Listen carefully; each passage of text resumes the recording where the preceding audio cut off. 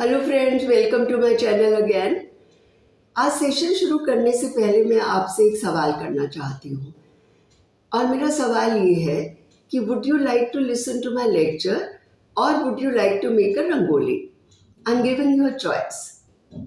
What is your answer? Obviously your answer would be we would like to do rangoli, and so would be my answer. But why would we choose doing rangoli, beta? Yeah, because it will be too much of fun. And we will all enjoy doing it and be so happy making rangolis rather than listening to a lecture. Right? The case with our children as well. Okay, अब मैं आपसे एक दूसरा सवाल पूछ रही हूँ कि जो हमारे बच्चे होते हैं आज, चिल्ड्रन विद इंटेलेक्चुअल डिसेबिलिटी, उनको ऑन डेस्क एक्टिविटीज अच्छी लगती हैं कि जब हम उनको कॉन्सेप्ट्स पढ़ाते हैं टेबल चेयर पे बिठा के, कि या जब हम उनको आर्ट एंड क्राफ्ट कराते हैं, म्यूजिक कराते हैं, डांस कराते हैं, और बड़े सारे गेम्स खिलाते हैं, उनको कौन सी एक्टिविटीज ज़्यादा अच्छी लगती है? Obviously your answer would be they enjoy those activities more in which there is a music and dance, there is art and craft, and where they can just play games. So बच्चे, ये आपने बिल्कुल ठीक कहा कि this is what is the reality. So ये मैंने भी ऑब्जर्व करा जब मैं बच्चों को पढ़ाती थी कि हमारे बच्चे जो हैं they really enjoy these activities in which there is lot of activity going on, and is it some kind of a game which they are playing. They enjoy those activities much more rather than when I'm doing on desk activities with them. और जब मैं उनको concept पढ़ाती हूँ तो मैंने तब ये सोचा कि why not include these activities in teaching the concepts. So this was my idea when I was young, when I was teaching special children in my class. So I started with this strategy of teaching through games, and it worked so well. So today we are going to talk about this strategy only, playway method of teaching. हमने बड़ी सारी strategies के बारे में पढ़ा है और अभी इसके बाद और भी स्ट्रैटेजीज के बारे में पढ़ेंगे, और उसके बाद हम देखेंगे कि हमारे अपने बच्चे के साथ या जब हमारे ग्रुप ऑफ चिल्ड्रन के साथ कौन सी स्ट्रैटेजी बेस्ट काम करेगी, वो हम इस्तेमाल करेंगे.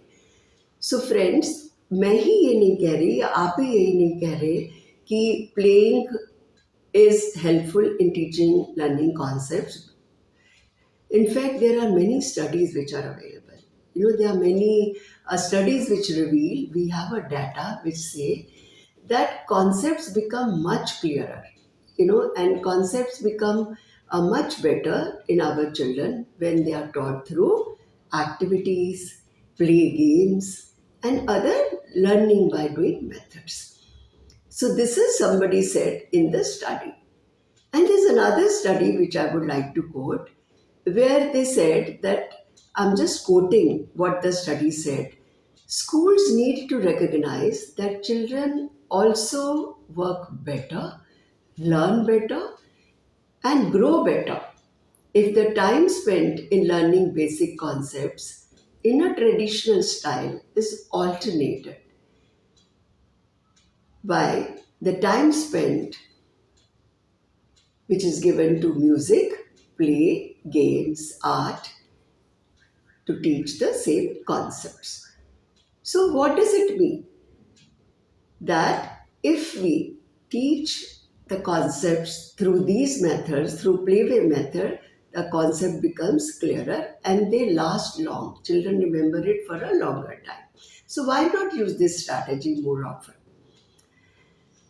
So before we talk about how we can use this method, let me tell you who developed this method, who initiated this method, who introduced this method. Henry Caldwell, as you can see on the screen, Henry Caldwell Cook in 1999 developed this idea of playway method. He believed that learning doesn't come from reading and listening, but from actions and from doing and from experiences. So what is our role as a teacher? to give them those experiences where they can do things on their own, where they can play games, they can do activities and learn concepts, because it is very, very helpful for our children, because they learn while enjoying the activities. Now, in the context of children with intellectual disabilities, friends, how does this help? How playway method, how playing games, doing activities help our children? Friends, you all know that how our children are. We know their characteristics. So we have to make teaching very enjoyable so that children also learn and enjoy the activity. And games are always rewarding, and they are easy to learn. And in play, it helps children to concentrate. And the children are really absorbed by playing games. So it is very helpful for our children. And friends, you also know that children with intellectual disabilities, they basically don't show interest in studies. Yeah, we have to see how we can sustain their interest, generate their interest. So these are the activities which help us. Games are the activities which help us to take interest in the activities. And play involves the use of multisensory learning. Children can listen, children can do things, children can see things, and children can touch things, manipulate, and do everything. So they learn better and they enjoy while learning. Then also, you would have noticed and you would have seen with your children that our children have short span, and they have limited memory. All this. They have poor eye-hand coordination, we had been saying all along, and they have a very low concentration. So this traditional method जो हम बच्चों को सिखाते हैं, on desk method, जो हमारी strategies हैं, कौन सी स्ट्रैटेजीज हैं जो कॉन्सेप्ट सिखाने के लिए हम इस्तेमाल करते हैं? Yes, EDL method, errorless discrimination learning method, हमने पिछली बार करा था, राइट? कोई सा भी जब हम कॉन्सेप्ट सिखाते हैं तो हम एररलेस डिस्क्रिमिनेशन लर्निंग मेथड का इस्तेमाल करते हैं. तो जब हम ये अपने मेथड से यूज़ करते हैं, ऑन डेस्क मेथड, तो आप देखते हैं कि बच्चे जो है बहुत जल्दी बोर हो जाते हैं. और वो एक बार सिखाने से, जो हमारा मेथड है, एक बार सिखाने से वो सीखते भी नहीं हैं. तो हमें उन चीज़ों को बार बार रिपीट करना पड़ता है. तो अगर हम सेम चीज़ सेम तरह से पढ़ाते जाएं तो हमारे बच्चे भी बोर हो जाएंगे और आप भी बोर हो जाएंगे, और आप देखेंगे कि learning is not happening at all. But if you use playway methods and repeat the same step, you will see the children are taking a lot of interest and learning the steps very quickly. So that is another advantage of playway method. And then what else? Can you think of any other advantages? So friends, when we are playing games, there is no fear of, comparison. और जो बच्चे शाई भी होते हैं, जो बच्चे participate नहीं करते हैं और जिनका लोअर लेवल भी होता है, वो आराम से खेलते हैं विदाउट एनी फियर कि हमें उनको कोई जज कर रहा है, और without any fear of right और रॉन्ग. सो उससे क्या होता है कि they are motivated to explore, they are motivated to experiment, और फिर उनमें एक मोटिवेशन आता है कि let's try at least, so they in the process they learn so many things. So during play, we have also seen, children who have limited expression, जिनको express करने में मुश्किल होती है, और हमारे by and large बच्चों को language problem और expression जो है problem होती ही होती है. तो through play, we have seen children do express in whatever way they express, but they do express. So that's another advantage. It helps not only in intellectual development, but it also helps in social development, emotional development. They learn turn taking, they learn teamwork. These are the various other things which children learn through playway method. So that is another advantage. और generally आपने देखा हुआ है even in inclusive schools, because of the cognitive deficients in our children, हमारे बच्चे जो है regular school children के साथ ज़्यादा एक्टिविटीज नहीं करते हैं, specially the academic activities. So play activities are the medium, through which they can be with the regular children, the children of their own age group. So that is another thing, they can be there with their own age group children. So they learn teamwork, as I just said. So what I'm trying to say that we as teacher, we are responsible to teach them all these concepts. So we should try to teach them in a way these children learn. And studies have shown us, they have revealed that children learn much better and much effectively through playway method. So let us try to teach through these method. So friends, one more thing, like you will all agree with me कि हम ये तो कर नहीं सकते हैं कि हम कंडीशन को रिवर्स तो कर नहीं सकते हैं. Children with ID can never become normal. इसी तरह जो ब्रेन डैमेज होगी हम इसको नॉर्मलाइज तो नहीं कर सकते हैं. And we can't also change the defective genes, but all we can do is give them the right environment, the environment in which they can learn, the environment which they enjoy.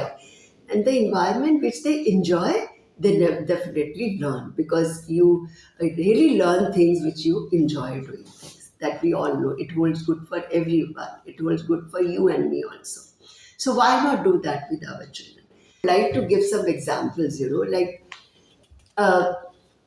जैसे regular बच्चों के लिए तो होता है कि हमने play way method दे दिया और हमने कहा चलो आप खेलो. So they are incidental learning is happening, they are learning on their own. पर हमारे बच्चों के लिए हम ऐसे गेम्स नहीं खेल सकते कि हम बच्चों को कह दें जाओ खेलो जाके. ये थोड़ा सा फर्क हो जाता है हमारे बच्चों के लिए कि जो हम गेम्स प्लान करते हैं, we plan with a goal. Okay, and we plan with a goal, with an objective in our mind, and we also structure the play. बच्चों को ये मालूम है कि वो खेल रहे हैं, but as a teacher, I know what is my goal which I'm achieving through this particular playway method. तो इसमें मैं आपको ये बताना चाहती हूँ कि ये गेम्स हम कैसे अपने बच्चों के साथ इस्तेमाल करते हैं, keeping in view there characteristics. आपको पता है कि हमें वैरायटी इस्तेमाल करनी है अपने बच्चों के लिए. हमको पता है कि हमने बच्चों को बारी बारी रिपीट करना पड़ता है क्योंकि दे फॉरगेट, और वो एक बारी में नहीं सीखते हैं. हमको ये भी पता है कि हमें सिंपल से कॉम्प्लेक्स की तरफ जाना है क्योंकि हमको टास्क को इतना इजी बनाना होता है कि हमारे बच्चे सीख सके. ये सब चीज़ें मैंने आपको पहले बताई हैं. तो आज मैं ये बताऊंगी कि गेम्स में हम ये कैसे इनकॉर्पोरेट कर रहे हैं. ओके, हमें एज अप्रोप्रिएट तरीके से पढ़ाना है तो हमें गेम्स भी एज अप्रोप्रिएट में ढूंढने पड़ेंगे. तो ये सब चीज़ों को हम ध्यान में रखते हुए गेम्स कैसे बनाएं और कैसे हम खेल सकते हैं. ओके, तो मैं एक छोटा सा एग्जांपल ले रही हूँ. मान लीजिए हमने रंग सिखाना है और प्लेवे मेथड जो है छोटे बच्चों के लिए बहुत ही इफेक्टिव होता है. मैं ये नहीं कह रही बड़े बच्चों के लिए नहीं होता, बट स्पेशली छोटे बच्चों के लिए, प्राइमरी बच्चों के लिए ये प्लेवे मेथड बहुत ही अच्छा होता है. And you can teach mostly all the subjects through playway method. So let us see. I just want to give you this example. Say for example, we want to teach this concept of color. अब ये colour सिखाना है हमें कि this is red color. I've already taught you how to teach this concept. कौन सा method use किया था? EDL method. कि मैं रेड कलर की पहले मैचिंग कराऊंगी in one choice and फिर matching in two choice. I will not repeat that method and then matching in three choice. Okay, then when the child has mastered, we'll start with simple, that is from matching, and then go on to the difficult, which is identification. और फिर हम one choice में identification red की कराएंगे, फिर to choice में identification कराएंगे red की, और फिर मल्टीपल चॉइस में आइडेंटिफिकेशन सिखाएंगे. और उसके बाद हम जनरलाइज करते हैं, राइट. और उसके बाद हम डे टू डे लाइफ में डिफरेंट एटमॉस्फेयर में, डिफरेंट लोगों के साथ, डिफरेंट मटेरियल के साथ सेम स्किल को करने को बच्चे को बोलते हैं. सो ये हमारा मेथड हम इस्तेमाल करते हैं। अब हम प्ले वे मेथड कैसे यूज़ कर सकते हैं बच्चों? तो मैं आपको अब बहुत सारे एग्जाम्पल देने वाली हूँ कि कलर सिखाने के लिए ही हम कितने सारे गेम्स यूज़ कर सकते हैं। अब इन्हीं को जब हम टू चॉइस कर रहे हैं बच्चों, मान लीजिए हम ये टू चॉइस कर रहे थे, तो what are the other methods I can use? Play way method कौन से यूज़ कर सकती हूँ? तो बच्चों हम लोग क्या कर सकते हैं? हम लोग कार्ड गेम खेल सकते हैं, रम्मी खेल सकते हैं। मैंने बच्चों को ये 2 तरह के कार्ड्स दे दिए, क्योंकि मेरा अगर पढ़ाने का स्टेप कौन सा है? Identification of red in two choice. Okay, so I will only give my children 2 choices, colour of 2 choice। Okay, so मान लीजिए ये पैक ऑफ कार्ड्स मैंने बच्चों को दे दिए। ओके, तो we are 2 parties, you can be as many parties। Okay, और आप इसको रमी खेलेंगे। सो जब मेरी टर्न आएगी तो मैं फेंकूंगी एक और मैं अपने कलर बताऊंगी। Okay, can you see it? तो मेरे को कौन सा कलर बताना है? जब रेड आएगा। तो अभी रेड तो नहीं आया तो मुझे नहीं बोलना। अब ये तुम्हारी टर्न है जो कि मैं ही खेल रही हूँ। अब उसको ये, क्योंकि ये रेड है और टू चॉइस पे, तो उसको बोलना है रेड। ओके, और हम एंड में, उसने क्योंकि ठीक बोला तो ये कार्ड उसके पास चले गए। So this is one way of playing game. Okay, मैं इसी तरह ये टू चॉइस का कॉन्सेप्ट और कैसे सिखा सकती हूँ बच्चे? Find your partner. मैंने ये सारे जो है कार्ड्स बांट दिए अपने दोस्तों को। ओके, किसी को रेड मिला, किसी को येलो मिला, सबको मिल गए। मेरे 5 फ्रेंड्स हैं, 5 को बांट दिया, या 10 फ्रेंड्स हैं, 10 को बांट दिया। अब मैं बच्चे से कह रही हूँ, this is your card, which is this? Red card. So you find your partner who has got a red card. Yes, so he will go to his friends. Can you see it? So your friend will go to his friend who is having a card of red color. तो वो अपने दोस्त को ढूंढेगा जिसके पास लाल रंग है। तो वो अपने दोस्त को ढूंढ रहा है जिसके पास लाल रंग है, पर मुझे पता है कि वो लाल रंग की पहचान ठीक कर रहा है। तो बच्चे 2 गेम तो मैंने इसी में से करा दिए आपके ये पैक ऑफ कार्ड से। आप अपने हिसाब से इसके गेम्स चुनिए। ये जो पैक ऑफ कार्ड्स है ये इतना यूजफुल है मेरे लिए कि मैं बता नहीं सकती। ये सिर्फ हम 3 पत्ती के लिए नहीं है, ये हमारे बच्चों के लिए ट्रेजर है जिसमें मैं कुछ भी सिखा सकती हूँ। बहुत सारे गेम्स हैं इसके जो मैं आपको बताऊंगी, पर आप इससे पहले आप भी सोच के रखिए। देन मैं अभी भी 2 चॉइस पे हूँ। ओके, अब मेरा ये गेम देख रहे हो आप, 2 चॉइस पे हूँ और बच्चे को मैं कहूँगी, अगर मैं मैचिंग स्टेज पे हूँ, हालांकि मैं आपको यही स्टेप करके बता रही हूँ कि identification of red in 2 choice, तो मैं कहूँगी रेड वाला रेड में डाल दीजिए, और अगर मैं मैचिंग कर गई होती तो मैं कहती ऐसे वाले को ऐसे में डालिए। Can you have a look? ये सब अपने घर में वेस्ट मटेरियल से चीज़ें बनाई हुई हैं अपने बच्चों को सिखाने के लिए, क्योंकि हमारे बच्चों को वैरायटी चाहिए होती है। एक दिन में वो नहीं सीख गए, एक बारी में वो नहीं सीख गए। ओके, तो मैं इसमें से कहूँगी पुट द लाल वाला मार्बल रेड वाले में डाल दो। तो बच्चा इसमें से कौन सा ढूंढेगा? लाल को उठा के इसमें डाल देगा। So he love doing this, rather than जब मैं उनको बता रही हूँ ये रेड होता है, अब बताओ मुझे रेड कौन सा होता है, अब किसने पहना रेड होता है, तो वो बेचारे वो कार्ड्स के जरिए या किसी जो हम कॉन्क्रीट चीज़ों के जरिए सिखाते हैं बोर हो जाते हैं। तो every day you use a different method. तो मैंने वही स्टेप इसके जरिए सिखा दिया। अब मैं फिर से एक और ले रही हूँ। अगर मैं 2 स्टेप्स में हूँ तो मैं ये 2 स्टेप वाला ले सकती हूँ। Again I taken this coins, beads. अब मैंने यहाँ पे 3 लगा रखे हैं। This is identification of red in multiple choice. पर अगर आपको 2 चॉइस में कराना है तो you can just remove this और cover this and the child will select these coins। Red को रेड में डाल दो तो बच्चा क्या करेगा? ये इसमें डाल देगा। Yes, can you see it? And friends, I have put these also here. Are they correct? मैंने इनके साथ ये भी डाल दिए हैं, इस शेप के भी डाल दिए। क्या ये मैंने ठीक करा है? या रिमेंबर योर EDL मेथड कि all other parameters will remain same except the parameter you are teaching. तो हम क्या सिखा रहे हैं? कलर, लाल रंग की पहचान। तो मैं ये अलग अलग शेप्स ला रखती हूँ अपने टीचिंग मटेरियल में, रख सकती हूँ क्या? नहीं रख सकती। So that's what I wanted to show. So I'm telling you how these principles are utilized practically in the lessons which you want to teach to your children. So then I'll be wrong if I included all this, because then the child will be distracted when I'm added different shapes. So I will not do that. And if I'm doing just two colors, I'll be adding just two colors. If my objective is identification of red in three choice or in multiple choice, then I can have multiple choice.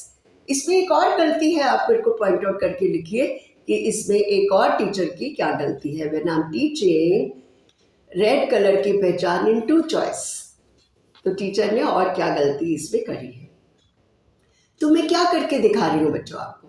मैं ये करके दिखा रही हूँ कि जब बच्चों को प्लेवे मेथड यूज करते हैं तो आप गोल को ध्यान में रखते हैं, आप प्ले को स्ट्रक्चर करते हैं, आप प्ले को जो हमारा गोल है उसके डेवलपमेंटल लेवल से या उसके लेवल के हिसाब से, उस हिसाब से आप सिखाते हैं। आप टीचिंग लर्निंग मटेरियल जो है वो बच्चे के उम्र के हिसाब से करते हैं। बड़े बच्चों को अगर मैं इससे कराऊंगी तो बच्चा बहुत बोर हो जाएगा, राइट? पर अगर बड़े बच्चों को मैं ये वाला गेम कराऊंगी कि चलो बच्चे अब आप लूडो खेलते हैं, okay, let us play a ludo. तो इसको अगर बड़े बच्चे हैं तो मैं इसमें गोटी का इस्तेमाल करूंगी और मैं इसमें डाइस का इस्तेमाल करूंगी और मैं कहूंगी जितना डाइस पे आया, जब रेड आएगा, जहां पे जब गोटी जाएगी रेड पे आएगी तो आपको बोलना है कि वो रेड है, right? So they will enjoy playing ludo game. But मैंने लूडो को कस्टमाइज करा है अपने बच्चे के लेवल के हिसाब से। हालांकि वो बड़ा बच्चा है पर उसको रेड सिखाना मेरे लिए बड़ा इंपॉर्टेंट है, बिकॉज वो रेड लाइट क्रॉस करके घर से स्कूल आता है। You getting my friend? So this can be played with small children also. How I can adapt this, customize this to my small children, with my small children? अब इसके साथ मैंने ये कलर नोटों की तरह यूज करेंगे। छोटा बच्चा अगर मैचिंग स्टेज पे है तो वो इसके ऊपर लगाएगा, और अगर आइडेंटिफिकेशन पे है तो मैं कहूँगी रेड को रेड के ऊपर लगाओ, इसमें से रेड को रेड के ऊपर लगाओ। Yes, but this is identification in three choice. Okay, so it can be played as color Ludo, it can be played as Ludo, and you think how we can play this, how we can adapt this in any other way. Okay, that's a task for you. So you do write in the comment box. तो मैं आपको ये सब चीज़ें बता रही थी, और भी मैं ये बता रही हूँ कि मैंने कलर के लिए ही इतने सारे गेम्स प्लान कर लिए। इसमें क्या है कि मेरे बच्चे को साथ साथ कलर तो कर ही रहा है, साथ साथ और वो क्या कर रहा है, इसको ग्रीन के साथ मैच करना है। तो कैसे मैच कर रहा है? With the fine motor skill, with I hand coordination.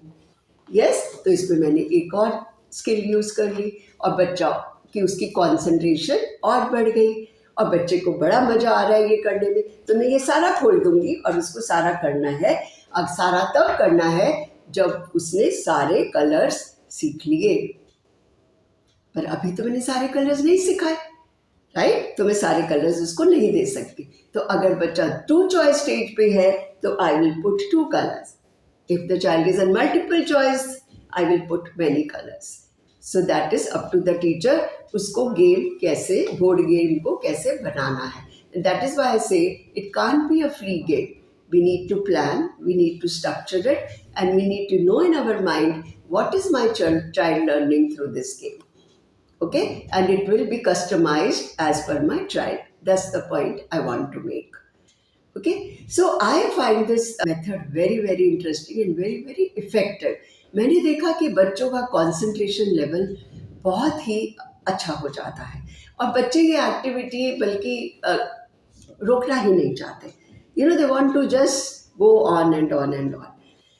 और मेरे पास उसके बाद एक और कलर की एक्टिविटी है विच बिंगो गेम. ये बिंगो गेम, और ये जो गेम्स है सिर्फ कलर के लिए नहीं है, मैं बाद में आपको बताऊंगी, पर मैं आपको बताना ये चाह रही हूँ कि एक ही कॉन्सेप्ट को हम हजार तरीके से सिखा सकते हैं.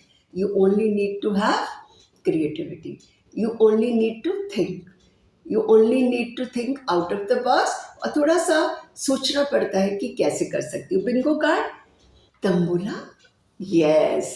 सो तंबोला गेम्स, आप इसको ये तंबोला गेम खेल सकते हो. बच्चा अगर 2 चॉइस पे है तो आप 2 चॉइस के कार्ड लगा लो, बच्चा मल्टीपल चॉइस पे है तो मल्टीपल लगा लो, राइट. तो ये तंबोला खेलते हुए बच्चे बड़े खुश होते हैं और हम कहेंगे जो बच्चा सबसे पहले पूरा खत्म कर लेगा ही इज द विनर, और ये जो पहली लाइन पहले टिक कर लेगा he is the winner. And then कई बच्चे जब मैं बोल रही हूँ तो वो मेरी बात को बोल नहीं पा रहे, तो I can use this wheel. Okay, tick on this colour. Can you see? Tick on this colour. ये मेरे ऊपर है कि मैं कौन से कलर को करा रही. Tick on this colour, so the child can see also, I am saying it also, and the child will have to tick also. So you can use this. कई हम बच्चों के लिए ये भी इस्तेमाल करते हैं, व्हील का इस्तेमाल करते हैं. सो तंबोला हो गया. Okay, you can have treasure Hunt. You know, मतलब आप कितने गेम, मेरे पास जितना टाइम है मैं उतने गेम आपको खिला सकती हूँ. आप इसका ट्रेजर हंट खेल सकते हो. आप बोल सकते हो आपके 4 कॉर्नर्स हैं.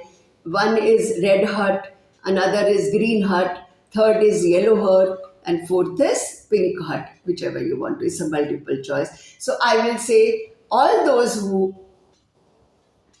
like red color will go to red hut. Okay, so they will go to the red hut.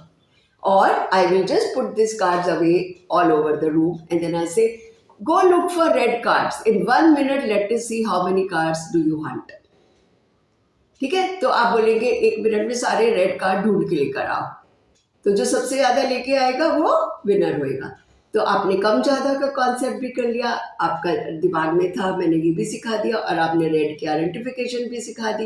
और सबसे बड़ी बात, बच्चे सोशल स्किल सीख रहे हैं, give and take, team work सीख रहे हैं, एक दूसरे के प्रति कैसे सहायक होना है वो सीख रहे हैं, एक दूसरे के प्रति कैसे व्यवहार करना है वो सीख रहे हैं. और आप देखेंगे कि उनकी जो बिहेवियरल प्रॉब्लम आप अदरवाइज क्लास में देख रहे थे वो धीरे धीरे कम होती जाती है, because he is constructively busy. तो मैं ये आपको बताना चाहती थी. I have one more game here. आप जितने चाहो आप गेम्स बना सकते हो.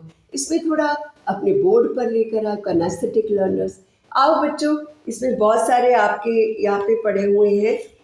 You know, you have to select, और ढूंढना पड़ेगा रेड, और रेड के ऊपर रखना पड़ेगा. तो आपने इसको तरीका बदल दिया. तो किनेस्थेटिक लर्नर्स भागे भागे आएंगे और करेंगे, और या आपने कोई और तरीका कर दिया कि जिसमें बच्चे भाग भाग के ये करें. म्यूजिकल स्टैच्यूज, आप ये सब जो कार्ड मैंने अभी दिखाए थे आपको, इनको आप जमीन पे बिछा दीजिए, और अगर मल्टीपल चॉइस के हैं तो 3 रंग के कार्ड बिछा दीजिए जमीन के ऊपर, और म्यूजिक प्ले कर दीजिए. All our children love to dance, and I'm sure you also love to dance. You also have to dance with your children. और फिर जब म्यूजिक रुके तो उनको बोलो फ्रीज हो जाओ रेड कलर के ऊपर, रेड कार्ड के ऊपर, और बच्चे वहाँ फ्रीज हो जाते हैं, कोई भी अपनी शक्ल बनाते हैं, they feel so good doing this. फिर आप इसको और आगे बढ़ाना चाहते हो बड़े बच्चों के लिए, उनको बोलो फ्रीज हो जाओ, ट्री बन जाओ, फ्रीज हो जाओ और बॉल बन जाओ, फ्रीज हो जाओ और फ्लावर बन जाओ, जो भी आपका मन करे, फुटबॉल बन जाओ, जो आपका मन करे. So you are adding one more skill in this. Children will imagine and do it. So you are trying to evoke their imagination also. तो आप, ये आपके ऊपर है. मैं हमेशा बारी बारी बोलती हूँ कि it is up to the teacher. ये चीज़ें कहीं भी किताबों में नहीं लिखी हुई. So that's all I wanted to say, that incorporate all the skills, मैंने अभी आपको सिर्फ गेम्स बताए, म्यूजिक में, आर्ट एंड क्राफ्ट में आप सेम कॉन्सेप्ट को यूज कर सकते हो। मान लीजिए इसके बाद बच्चे आर्ट एंड क्राफ्ट में गए और वहां पे भी आपको कलर को स्ट्रेंथन करना है, बिकॉज आपका कंसेप्ट जो है वो लाल रंग सीख रहा है बच्चा। तो वहां पे अगर बच्चा कलर कर रहा है तो आप कह सकते हैं कि इतने सारे रंग हैं, इसमें से लाल रंग को निकाल के आप कलर करिए, जो भी आप कलर कर रहे हैं, चाहे आप पेंटिंग को कलर कर रहे हैं, चाहे आप कोई दिया कलर कर रहे हैं। तो you have strengthen the same colour concept in art and craft also. तो आप देख रहे हैं कि बच्चे का लाल रंग का कॉन्सेप्ट तो जो है बहुत जल्दी ही डेवलप हो जाएगा, and it will stay for a longer time, because आप बच्चा जो है ये एक्टिविटीज को खुद पे खुद कर रहा है, लर्निंग बाय डूइंग कर रहा है। और सबसे बड़ी बात कि वो खुश होके कर रहा है, वो हंस रहा है, वो खेल रहा है, वो शेयर कर रहा है। तो ये जो है उसके अंदर लर्निंग जो है रह जाती है बहुत देर तक, और उसको बहुत देर तक वो याद रख सकता है, जो कि प्रॉब्लम हमें हमेशा आती है कि बच्चा भूल जाता है। अब ये बात मैं एक और बताना चाहती हूँ कि ये गेम सिर्फ कलर्स के लिए नहीं आप यूज़ कर सकते, ये कलर्स आप किसी भी चीज़ के लिए यूज़ कर लो।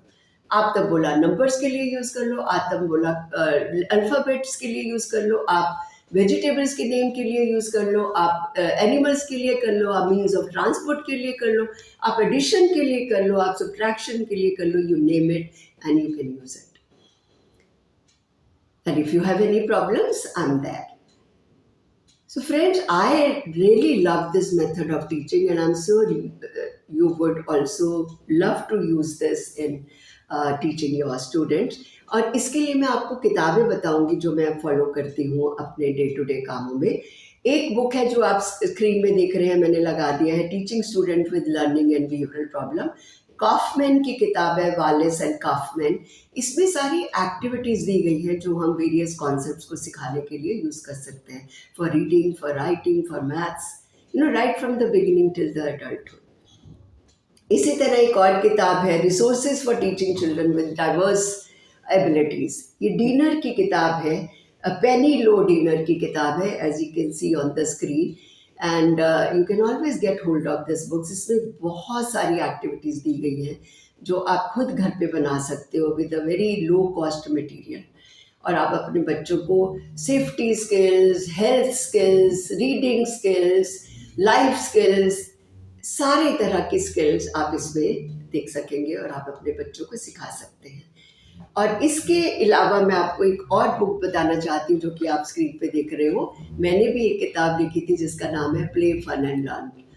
तो इसमें भी मैंने यही बताया है कि जो गेम्स हम बचपन में खेलते थे वो तो हम खेलने के लिए, रिक्रिएशन के लिए करते थे, लेजर के लिए करते थे, कि जब हम पढ़ाई करके थक गए तो हम ये खेलते थे। बट ये मैंने जो किताब लिखी है इसमें मैंने ये बताया है कि वो सारे गेम्स को इनकॉर्पोरेट करके आप बच्चों को रीडिंग, राइटिंग, अरिथमेटिक कैसे सिखा सकते हो, time, money, everything. So I will suggest that you go through these books and see if you like those games, plan those games, make those games, and teach those skills which you want to teach to your children as per your plan through these games. और एक और किताब मुझे याद आ रही है, रीता पेशावरिया की है, वो भी हमारे निबिड में आपको मिल सकती है, विशेष नन्हे बच्चों के लिए खेल क्रियाएं। ये आप स्क्रीन पे देख रहे हैं, और इसमें भी बहुत सारे हर उम्र के हिसाब से 1 से 2 साल के लिए, 2 से 3 साल के लिए, 4 से 5 साल के लिए, छोटे बच्चों के लिए जो खेल क्रियाएं हैं, आप उनके ज़रिए आप बच्चों को कॉन्सेप्ट कैसे सिखा सकते हैं। And I am sure they will be very useful to you. So please do write your comments and do give me your feedbacks about this method. And if you want, I can take another session, but the request has to come from you. आज के लिए इतना ही. Thank you very much. Namaskar.